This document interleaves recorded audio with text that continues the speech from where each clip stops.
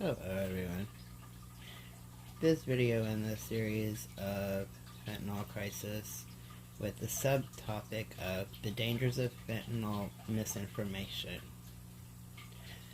Now, I have added a lot of stuff to the community page that has links for helplines and classes or lesson plans and stuff that you can use for teens or basically, if you've got younger kids, you can use that information and just put it to their level or whatever. And some of it might actually be something that you would want to print off and leave on your neighbor's doorstep, or something just to kind of help get the information out. Especially if y'all have neighbors like I do, and you know that they need it. But, myths are something that there is a lot of when it comes to opioid use in general.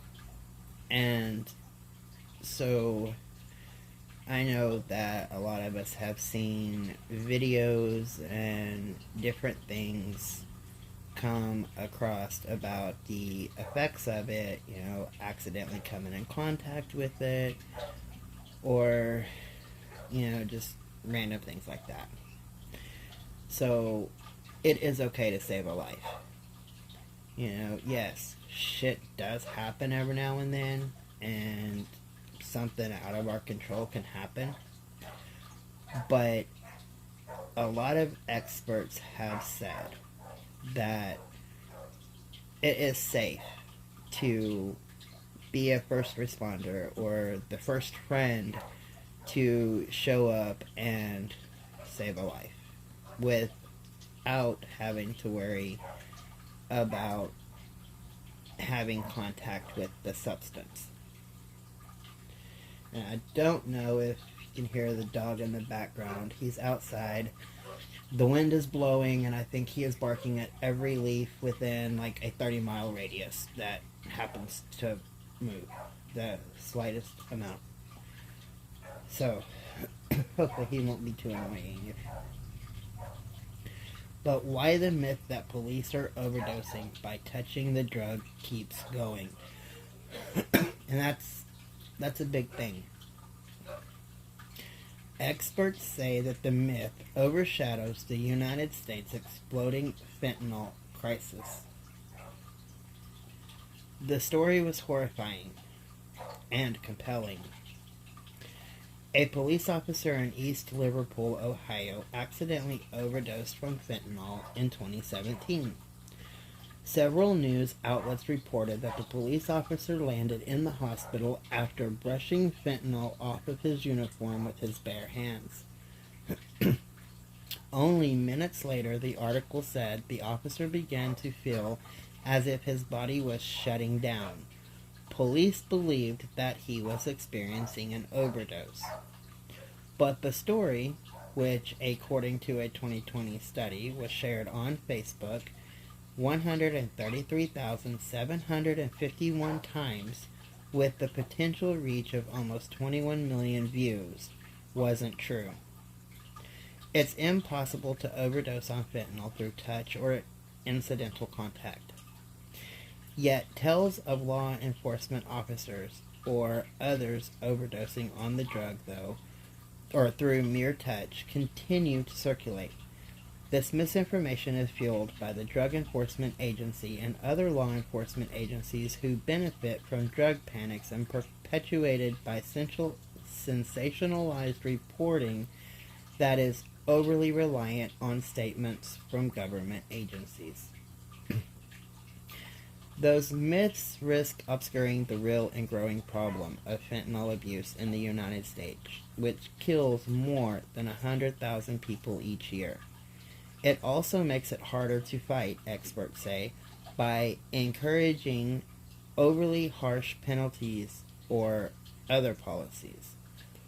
These myths about fentanyl may also make first responders or bystanders less likely to help actual overdose victims because of misguided fears about overdosing by touching the person in need of help.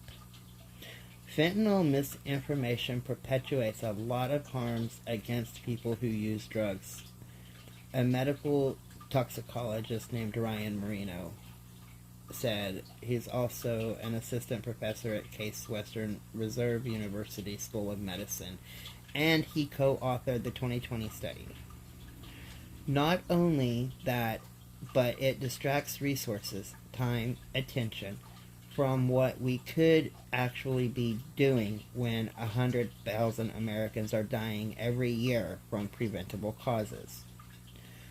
Marino and his co-authors identified the case in East Liverpool as garnering the first widespread international news story of accidental fentanyl overdose through incidental exposure. Yet there were several holes in the narrative. The officer was never actually tested for fentanyl. His symptoms, which included his body shutting down, were not specific to a fentanyl overdose, and the officer was later fired for misconduct. And most obviously, fentanyl poisoning in this manner is simply not possible. Yet, most of the stories on the alleged 2017 incident were never corrected, even by mainstream media outlets such as CBS, CNN, and Sky News. Now, years later, the fentanyl myth surrounding incidental touch persists and has only gotten bigger. Why East Liverpool went viral. The East Liverpool story went viral just as the United States was becoming aware of the scope of its emerging fentanyl abuse problem. By 2016, fentanyl and other synthetic opioid drugs had overtaken prescription drugs as the most common cause of overdose deaths in the United States, according to research published in JAMA, the flagship journal of the American Medical Association. The data from the Centers for Disease Control and Prevention showed that the number of deaths from overdose of fentanyl and other synthetic opioids doubled from 2015 to 2016. That spurred the DEA to issue a now-deleted news release warning law enforcement about fentanyl overdose through incidental contact, warning that a very small amount ingested or absorbed through your skin can kill you. The 2016 DEA news release went viral on Facebook specifically among law enforcement, coinciding with the increased presence of fentanyl in the street drug supply, said Leo Beletsky, professor of law and health sciences at Northeastern University and a co-author with Marino of the 2020 study on the spread of fentanyl misinformation. Facebook is very popular in law enforcement, he said. It's just really spread like wildfire. And the DEA kept reinforcing the myth. In June 2017, video published just weeks after the East Liverpool incident, Acting DEA Administrator Chuck Rosenberg warned U.S. law enforcement that fentanyl is deadly, and exposure to an amount equivalent to a few grains of sand can kill you. Even though the myth has been debunked numerous times, the false narrative lives on, Beletsky said. It is just like a myth that refuses to die. In 2018, for instance, it popped up in the news release issued by the then Ohio Attorney General Mike DeWine following the sentencing of a man who was sent to prison for exposing the East Liverpool officer to fentanyl. Fentanyl is so dangerous that even the slightest exposure can be deadly, but thankfully in this case naloxone was close at hand, DeWine said. More recently, in July, a story about a Nashville woman who allegedly picked up a dollar bill and suffered an accidental fentanyl overdose went viral. And earlier in the month, the Fox News published an article claiming that a Florida police officer was left choking and breathless after she collapsed as a result of a possible exposure to fentanyl during a traffic stop. The UK's Daily Mail covered the story too. It soon went viral on social media, with people like Florida Attorney General Ashley Moody sharing it on Twitter. The drug panic feedback loop. The DEA and its predecessors, like the Federal Bureau of Narcotics, have a history of spreading disinformation about drugs, Boletsky said, though both official channels and by working with screenwriters and other content creators to include anti-drug messaging into films and television shows. An early example of this is the 1936 movie Reefer Madness, which is a drug propaganda film about the dangers of marijuana. According to reporting from JSTOR Daily, the movie reflected a real drug panic sweeping America. A year after the movie came out, the government enacted a marijuana tax, which, per JSTOR Daily, represented the first of many subsequent laws cracking down on the drug and anyone associated with it. It comes as part of a long tradition in the spread of disinformation around drugs, Boletsky said, and it's very hard to work with dispelling something that is being spread by an agency that is supposed to be the flagship agency for drug law enforcement and drug issues. The DEA and other drug law enforcement agencies benefit from drug panics, he added. The more public concern there is around drug problems, and the more the agency and its sister agencies center themselves in that conversation, the more resources the public support they can receive. Compounding the problem, the media does not always identify such official disinformation for what is wrong. Or for what it is wrong. Lewis Nelson, professor of emergency medicine and chief of the Division of Medical Toxicology at Rutgers Medical School, thinks part of the reason why the media often perpetuates fentanyl misinformation is as simple as a lack of fact-checking. They publish stories based on some perceived authority statement that they accept as truth, he said. But nobody goes back and says, why did this happen and is it legitimate? Many journalists who report on drugs are not necessarily health reporters, and may be less skeptical of law enforcement claims about fentanyl based on the lack of background knowledge. There's also an element of sensationalism that appeals to many media outlets. Drug panics are sensational, and they attract public attention, which helps get people to engage with the news story on the topic. That can create a symbiotic relationship between the interests of law enforcement and the interests of news media when it comes to drug panics. Sensational claims spread, feeding additional attention, and in the case of fentanyl panic, misinformation may drive police to panic when they are exposed to fentanyl, prompting symptoms of severe stress that need further false claims about overdose. Compounding the problem, the public is drawn to misinformation because it's flagrant and exciting, which provides training in law enforcement and other first responders on responding to drug overdoses. The real scientific information, however, is not as exciting, so it does not spread. A real response to bad information.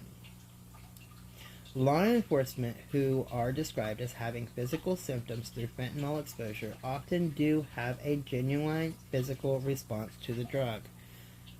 That's called the nocebo effect. The more familiar placebo effect is a beneficial effect produced by a treatment but not related to the properties of the treatment itself. A benefit from belief that a treatment will help essentially. The nocebo effect is a negative effect from exposure to something a person believes will cause harmful or unwanted effects, even if that thing itself is inert or inactive. Nelson said that it's perfectly reasonable then that when police officers are exposed to fentanyl after being told it can poison people through incidental exposure that they might experience real physical symptoms. Golka put it more bluntly. What's happening is people are having panic responses because they think they're going to die, and they are being told that they are going to die. Fentanyl misinformation is dangerous in other ways too. There have been situations where first responders have been hesitant or reluctant to respond to overdoses because they are afraid that encountering fentanyl will kill them. Marino said that news media plays a crucial role in stopping fentanyl misinformation. If the substance involved is an alleged overdose, is confirmed, or if there is no medical confirmation that an overdose occurred, Marino said, reporters and the public should be more skeptical. If there were other things that were blatantly untrue, I think people would be a little more alarmed or surprised, Marino said. But when it comes to drugs and drug topics, the standards we hold ourselves to, just not in reporting, but in society, go out the window. And this article was written by Kaya Himmelman on December 23rd, 2022. And it has a lot of good points. There have been a lot of statistics sprung into this. There was a lot of research that went into it, and I have done some side research to the people and stuff that were making the statements. And that's the problem. Now, I am in no way saying that shit can't happen, because you never know what is going to happen. You know, you can be trying to save somebody's life on the side of the road and a bus come by and, you know, get your boat. Like, shit does happen. But there is a lot of myths out there, and there is a lot of videos, other than the ones that was mentioned in this article, that have been debunked, and officers fired for, you know, different things, or firefighters, or, you know, EMS, just a whole bunch of different first responders have been fired for having drug use and stuff, and, you know, they blame it on fentanyl or accidental exposure to a drug. Later on, come to find out, they are actually addicted themselves, and it was just a cover-up. That has happened. And when that does happen, the officers or the paramedics or whatever that is there with them, they believe them. They have no reason to not believe them. So that leads to more misinformation. You know, they tell somebody, oh, well, today I was at work and so overdosed because, you know, they picked up a pill. Innocence is a big thing. Because we always want to believe that everybody is innocent, and, you know, we give them their chance, and, you know, we as humans simply want to believe that the myths that warn us about things are true. And a lot of the warnings that we do receive are very accurate, very true. But a lot of them aren't. So whenever you hear something about anything, double check it, triple check it. You know, don't just take the word of somebody because they're a part of a government agency that is supposed to be leading us in the right direction. And that's not how things work, because everybody that is involved in an agency, you know, the higher-ups, and I'm not talking about like just the officers that's out on the street, but, you know, the ones that go out and change society and make people feel safe and stuff like that. I'm talking about the higher-ups that are getting the money off of the officers' backs, off of the paramedics' backs. Those people are trying to spread a lot of misinformation because it fills their bank accounts. Plain and simple.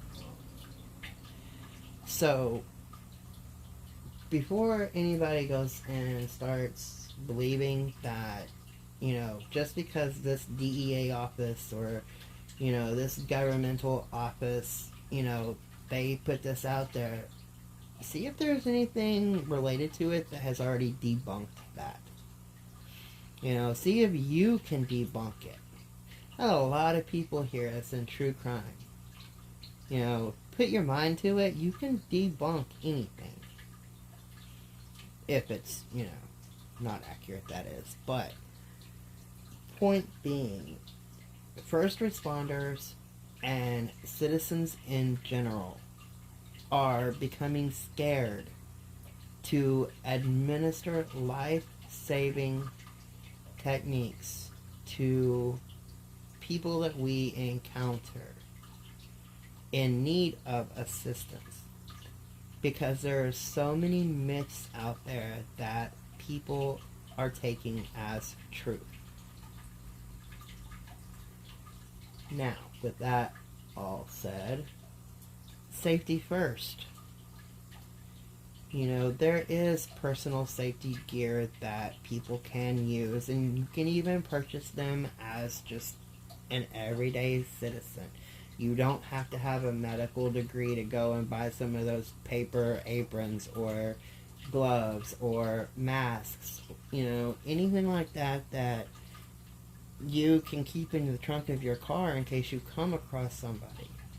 It doesn't have to be high-tech gear. I mean, if you can get that, then yeah, go for it. But just everyday person can keep gloves, masks, those little paper apron thingies that they make you wear, the little paper things that go over your shoes. People can just go and buy these every day and just keep them in the back of their truck or car. You don't have to have a license to go and buy this stuff. And that can help keep you safe, as well as protecting a crime scene or, whatever. So, anytime you hear anything that is pushing the agenda one way, either way, see if you can debunk it before you spread it. And as always, stay safe. Shit does happen. You can have an overdose at any point in the day. You don't know if somebody's going to put something in your drink or in your food or, whatever. But just walking up to somebody and trying to save their life, that is just a huge myth. It really is. And on the community page, don't forget to check out the links and stuff that I have posted. Like I said, there's printables, there's lesson plans, hotlines, there's a bunch of stuff going up on the community page. And stay safe, everybody.